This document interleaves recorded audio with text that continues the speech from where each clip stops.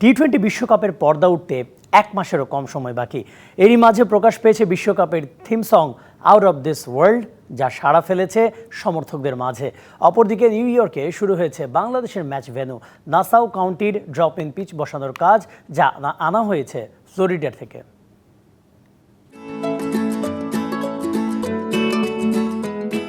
Caribbean দ্বীপপুঞ্জের কোনো এক বালুকাবেলায় ক্রিকেট খেলায় মত্ত একদল কিশোর কখনো কখনো ব্যাটিং বোলিংয়ের সেই আবহ ফিরিয়ে নিচ্ছে মাঠে।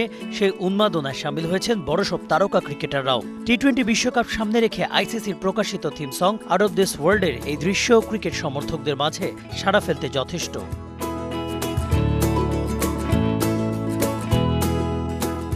3 মিনিট 9 সেকেন্ড দৈর্ঘ্যের গানটি গেয়েছেন শন পল এবং কেস দ্য ব্যান্ড, যেখানে প্রাধান্য পেয়েছে দুই আয়োজক দেশ ওয়েস্ট ইন্ডিজ এবং যুক্তরাষ্ট্রের ঐতিহ্য ও সংস্কৃতি।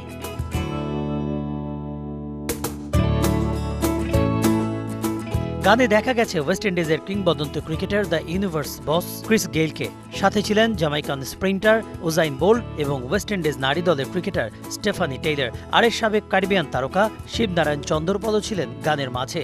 ইতিমধ্যে এই গান সাড়া ফেলেছে সমর্থকদের মাঝে। আইসিসির আশা এই গান বিশ্বকাপকে আরও আকর্ষণীয় করে তুলবে।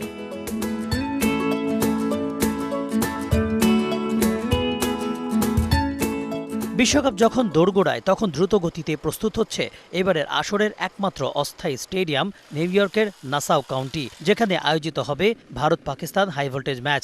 এই মাঠে খেলবে বাংলাদেশও।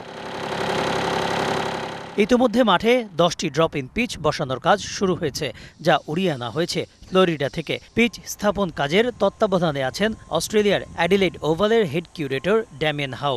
আইসিসি নিশ্চিত করেছে খুব দ্রুতই সম্পন্ন হবে পিচ স্থাপনের কাজ। Kanak Mahmud, DBC news desk.